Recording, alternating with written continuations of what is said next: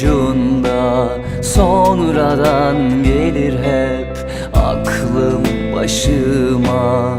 Baktım kaldım gözlerinin içine, kaçırdım gözlerini, bıraktın ellerimi. Sana ne şiirler ne şarkılar yazdım ama diyemedim gitme diye. Olmadı, yapamadım, adam gibi unutamadım diyemedim bitti diye.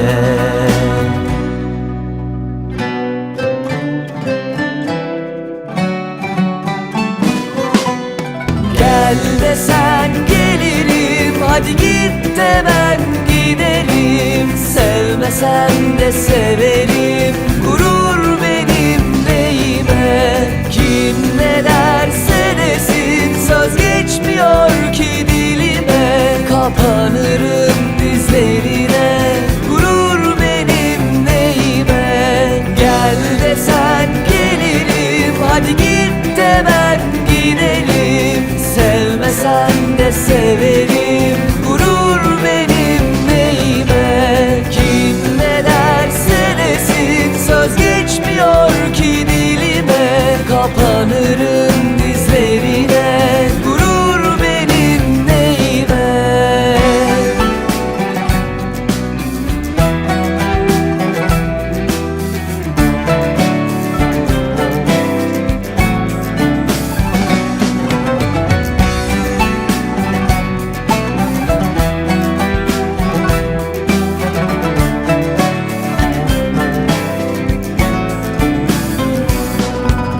Kaldı yine ismin dilimin ucunda, sonradan gelir hep aklım başıma. Baktım kaldım gözlerinin içine, kaçırdım gözlerini, bıraktın ellerimi. Sana ne şiirler ne şarkılar yazdım ama diyemedim gitme diye.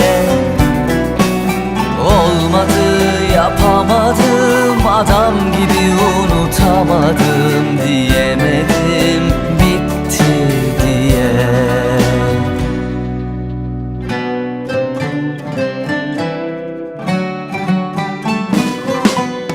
Gel desen gelirim, hadi git de ben gidelim. Sevmesen de severim, gurur benim neyime. Kim ne derse desin, söz geçmiyor ki dilime.